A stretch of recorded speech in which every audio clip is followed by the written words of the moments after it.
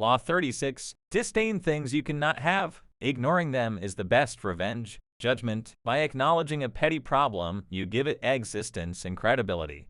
The more attention you pay an enemy, the stronger you make him. And a small mistake is often made worse and more visible when you try to fix it.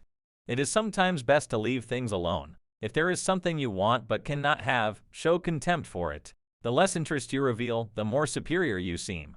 Transgression of the law. The Mexican rebel leader Pancho Villa started as the chief of a gang of bandits, but after revolution broke out in Mexico in 1910, he became a kind of folk hero, robbing trains and giving the money to the poor, leading daring raids, and charming the ladies with romantic escapades. His exploits fascinated Americans. He seemed a man from another era, part Robin Hood, part Don Juan. After a few years of bitter fighting, however, General Carranza emerged as the victor in the revolution. The defeated Villa and his troops went back home to the northern state of Chihuahua. His army dwindled and he turned to banditry again, damaging his popularity. Finally, perhaps out of desperation, he began to rail against the United States, the gringos, whom he blamed for his troubles. In March of 1916, Pancho Villa raided Columbus, New Mexico. Rampaging through the town, he and his gang killed 17 American soldiers and civilians. President Woodrow Wilson, like many Americans, had admired Villa. Now, however, the bandit needed to be punished. Wilson's advisors urged him to send troops into Mexico to capture Villa. For a power as large as the United States, they argued, not to strike back at an army that had invaded its territory would send the worst kind of signal. Furthermore, they continued, many Americans saw Wilson as a pacifist, a principle the public doubted as a response to violence. He needed to prove his mettle and manliness by ordering the use of force. The pressure on Wilson was strong, and before the month was out, with the approval of the Carranza government, he sent an army of 10,000 soldiers to capture Pancho Villa.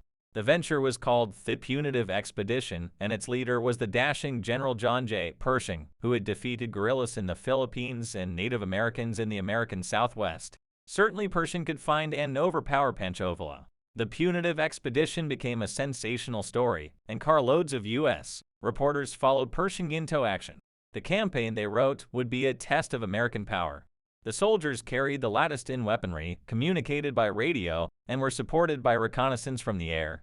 In the first few months, the troops split up into small units to comb the wilds of northern Mexico. The Americans offered a $50,000 reward for information leading to Villa's capture. But the Mexican people, who had been disillusioned with Villa when he had returned to banditry, now idolized him for facing this mighty American army. They began to give Pershing false leads. Villa had been seen in this village or in that mountain hideaway. Airplanes would be dispatched, troops would scurry after them, and no one would ever see him. The wily bandit seemed to be always one step ahead of the American military. The awn and the crepes, a starving fox, saw a cluster of luscious-looking grapes of purplish luster dangling above him on a trellis frame. He would have dearly liked them for his lunch, but when he tried and failed to reach the bunch, oh well, it's more than likely they're not sweet good only for green fools to eat. Wasn't he wise to say they were unripe rather than wine and gripe? Fables, Jean de La Fontaine, 1621–1695. Once when G.K. Chesterton's economic views were abused in print by George Bernard Shaw, his friends waited in vain for him to reply. Historian Hilaire Belloc reproached him. My dear Belloc, Chesterton said, I have answered him. To a man of Shaw's wit, silence is the one unbearable repartee.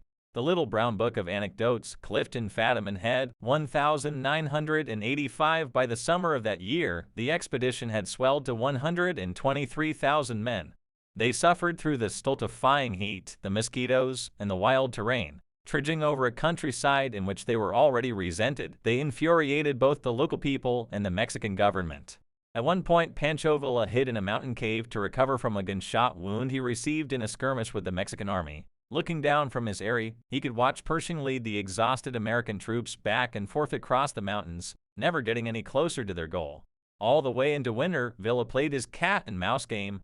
Americans came to see the affair as a kind of slapstick farce. In fact, they began to admire Villa again, respecting his resourcefulness in eluding superior force. In January 1917, Wilson finally ordered Pershing's withdrawal. As the troops made their way back to American territory, rebel forces pursued them, forcing the U.S. Army to use airplanes to protect its rear flanks. The punitive expedition was being punished itself. It had turned into a retreat of the most humiliating sort. Interpretation: Woodrow Wilson organized a punitive expedition as a show of force. He would teach Pancho Villa a lesson and in the process show the world that no one large or small could attack the mighty United States and get away with it. The expedition would be over in a few weeks, and Villa would be forgotten. That was not how it played out. The longer the expedition took, the more it focused attention on the Americans' incompetence and on Villa's cleverness. Soon what was forgotten was not Villa, but the raid that had started it all. As a minor annoyance became an international embarrassment, and the enraged Americans dispatched more troops, the imbalance between the size of the pursuer and the size of the pursued who still managed to stay free made the affair a joke. And in the end this white elephant of an army had to lumber out of Mexico, humiliated. The punitive expedition did the opposite of what it set out to do. It left Villa not only free but more popular than ever. What could Wilson have done differently? He could have pressured the Carranza government to catch Villa for him. Alternatively, since many Mexicans had tired of Villa before the punitive expedition began, he could have worked quietly with them and won their support for a much smaller raid to capture the bandit. He could have organized a trap on the American side of the border, anticipating the next raid. Or he could have ignored the matter altogether for the time being, waiting for the Mexicans themselves to do away with Villa of their own accord. The ass and the gardener. An ass had once by some accident lost his tail, which was a grievous affliction to him, and he was everywhere seeking after it, being fool enough to think he could get it set on again. He passed through a meadow and afterward got into a garden. The gardener, seeing him, and not able to endure the mischief he was doing in trampling down his plants, fell into a violent rage, ran to the ass, and never standing on the ceremony of a pillory, cut off both his ears, and beat him out of the ground. Thus Theus, who bemoaned the loss of his tail, was in far greater affliction when he saw himself without ears. Fables, Pilpay, India, 4th century, the prodigy ox. Once, when the Tokadaiji minister of the right was chief of the imperial police, he was holding a meeting of his staff at the middle gate when an ox belonging to an official named Akakane got loose and wandered into the ministry building. It climbed up on the dais where the chief was seated and lay there chewing its cud. Everyone was sure that this was some grave portent, and urged that the ox be sent to a yin-yang diviner. However, the prime minister, the father of the minister of the right, said, "An ox has no discrimination. It has legs, there is nowhere it won't go. It does not make sense to deprive an underpaid official of the wretched ox he needs in order to attend court." He returned the box to its owner and changed the matting on which it had lain. No untoward event of any kind occurred afterward. They say that if you see a prodigy and do not treat it as such, its character as a prodigy is destroyed. Essays in Idleness, Kenko, Japan, 14th century. Remember, you choose to let things bother you. You can just as easily choose not to notice the irritating offender, to consider the matter trivial and unworthy of your interest. That is the powerful move. What you do not react to cannot drag you down in a futile engagement. Your pride is not involved. The best lesson you can teach an irritating gnat is to consign it to oblivion by ignoring it. If it is impossible to ignore, Pancho Villa had in fact killed American citizens, then conspire in secret to do away with it, but never inadvertently draw attention to the bothersome insect that will go away or die on its own. If you waste time and energy in such entanglements, it is your fault. Learn to play the card of disdain and turn your back on what cannot harm you in the long run. Just think it cost your government $130 million to try to get me. I took them over rough, hilly country, sometimes for 50 miles at a stretch. They had no water. They had nothing but the sun and mosquitoes, and nothing was gained. Pancho Villa, 1878 to 1923, Observance of the Law. In the year 1527, King Henry VIII of England decided he had to find a way to get rid of his wife, Catherine of Aragon. Catherine had failed to produce a son, a male heir who would ensure the continuance of his dynasty, and Henry thought he knew why. He had read in the Bible the passage, "And if a man shall take his brother's wife, it is an unclean thing. He hath uncovered his brother's nakedness, they shall be childless." Before marrying Henry, Catherine had married his older brother Arthur, but Arthur had died 5 months later. Henry had waited an appropriate time, then had married his brother's widow. Catherine was the daughter of King Ferdinand and Queen Isabella of Spain, and by marrying her Henry had kept alive a valuable alliance. Now, however, Catherine had to assure him that her brief marriage with Arthur had never been consummated. Otherwise, Henry would view their relationship as incestuous and their marriage as null and void. Catherine insisted that she had remained a virgin through her marriage to Arthur, and Pope Clement VII supported her by giving his blessing to the union, which he could not have done had he considered it incestuous. Yet after years of marriage to Henry, Catherine had failed to produce a son, and in the early 1520s she had entered menopause. To the king this could only mean one thing. She had lied about her virginity, their union was incestuous, and God had punished them. There was another reason why Henry wanted to get rid of Catherine. He had fallen in love with the younger woman, Anne Boleyn. Not only was he in love with her, but if he married her, he could still hope to sire a legitimate son. The marriage to Catherine had to be annulled. For this, however, Henry had to apply to the Vatican. But Pope Clement would never annul the marriage. By the summer of 1527, rumors spread throughout Europe that Henry was about to attempt the impossible to annul his marriage against Clement's wishes. Catherine would never abdicate, let alone voluntarily enter an inquiry, as Henry had urged her. But Henry had his strategy. He stopped sleeping in the same bed with Catherine since he considered her his sister-in-law, not his lawful wife. He insisted in calling her Princess Dowager of Wales, her title as Arthur's widow.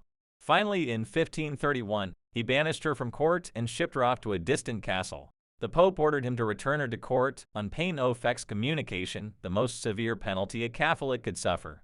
Henry not only ignored this threat, he insisted that his marriage to Catherine had been dissolved, and in 1533 he married Anne Boleyn. Clement refused to recognize the marriage, but Henry did not care. He no longer recognized the Pope's authority and proceeded to break with the Roman Catholic Church, establishing the Church of England in its stead, with the king as the head of the new church.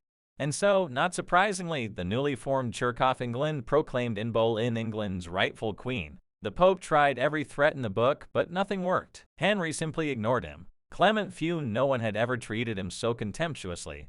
Henry had humiliated him, and he had no power of recourse. Even excommunication, which he constantly threatened but never carried out, would no longer matter. Catherine too felt the devastating sting of Henry's disdain. She tried to fight back, but in appealing to Henry her words fell on deaf ears, and soon they fell on no one's. Isolated from the court, ignored by the king, mad with anger and frustration, Catherine slowly deteriorated and finally died in January of 1536 from a cancerous tumor of the heart.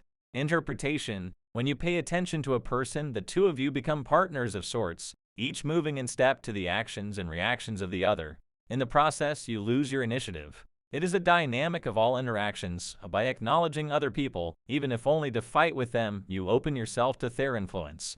Had Henry locked horns with Catherine, he would have found himself mired in endless arguments that would have weakened his resolve and eventually worn him down.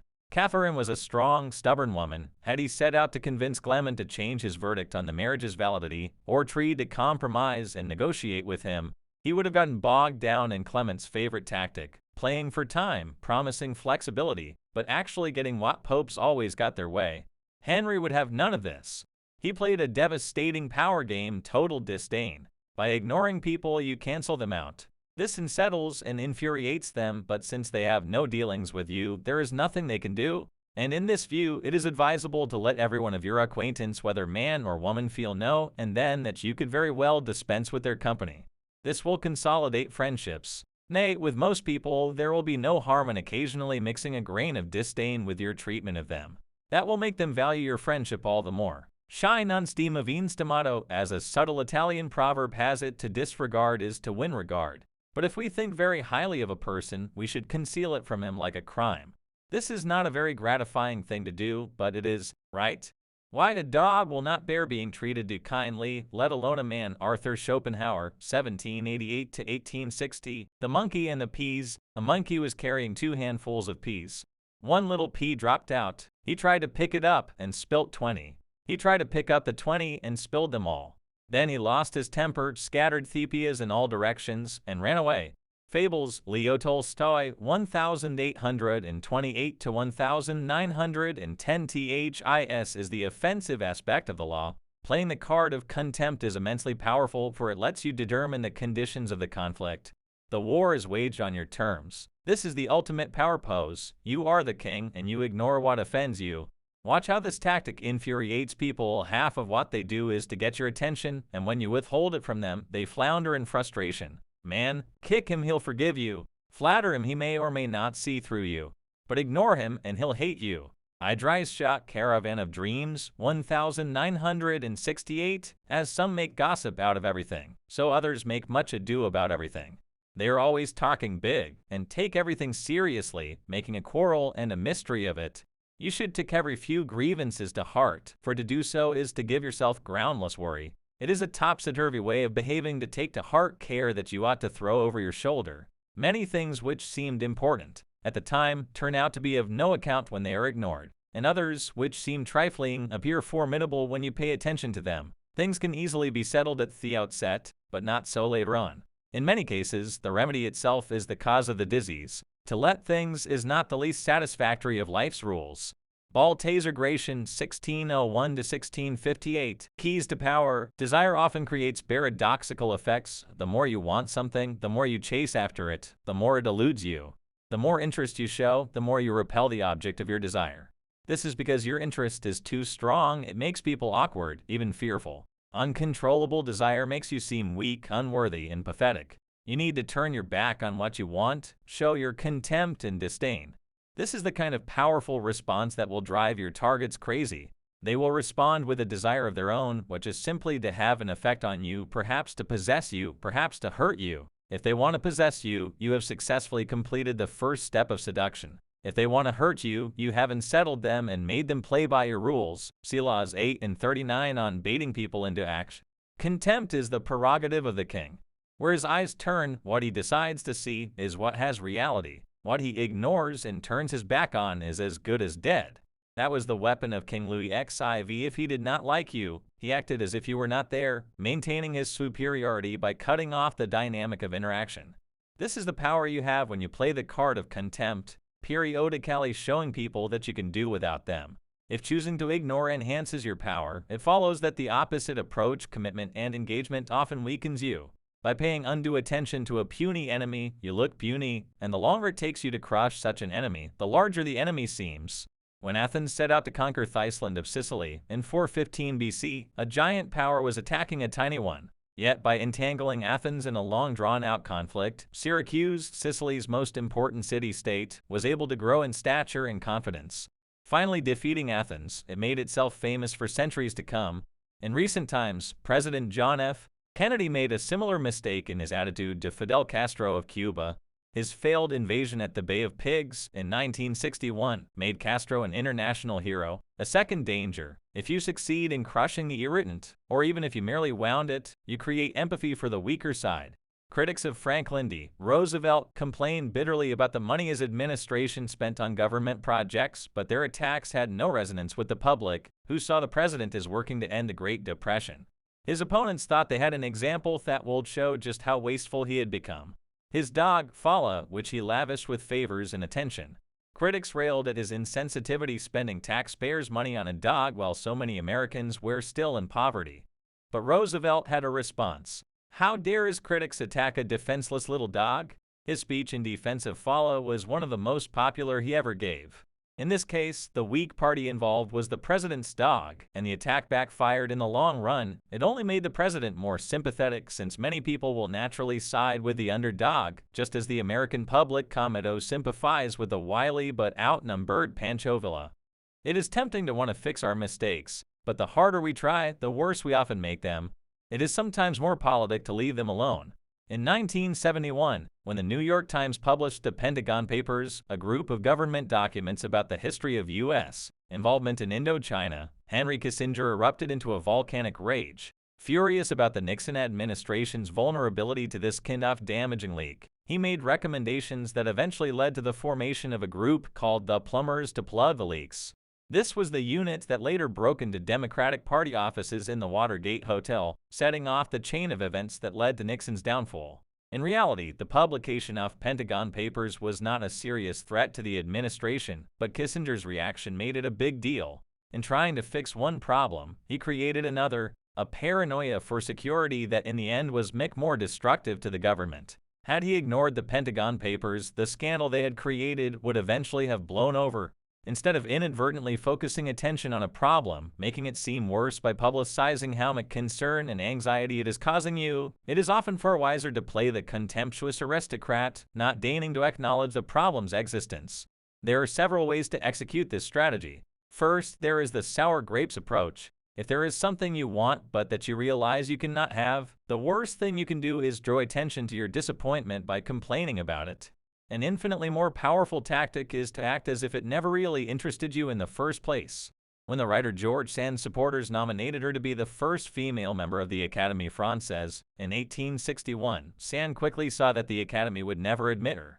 Instead of whining, though, she claimed she had no interest in belonging to this group of worn-out, overrated, out-of-touch windbags. Her disdain was the perfect response. Had she shown her anger at her exclusion, she would have revealed how much it meant to her. Instead, she branded the Academy a club of old men, and why should she be angry or disappointed at not having to spend her time with them? Crying sour grapes is sometimes seen as a reflection of the weak. It is the tactic of the powerful.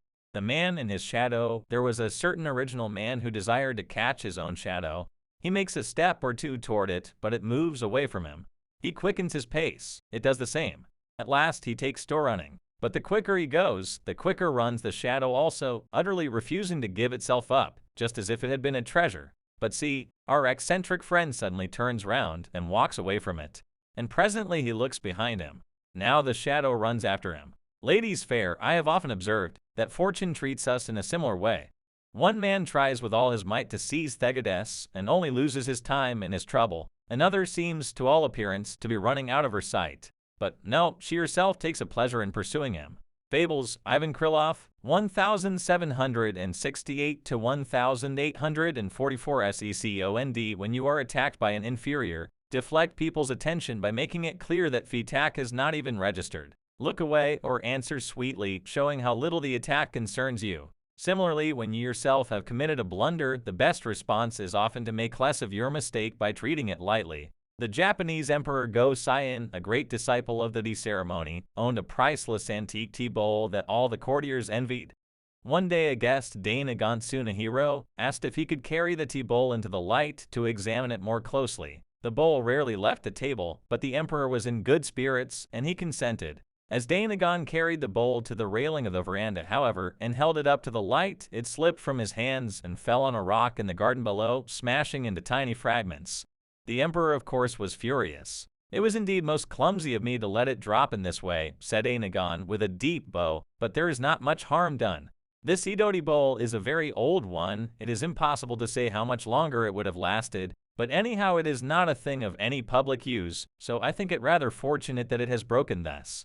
This surprising response had an immediate effect. The emperor calmed down. Dainagon neither sniveled nor over-apologized, but signaled his worth and power by treating his mistake with a touch of disdain.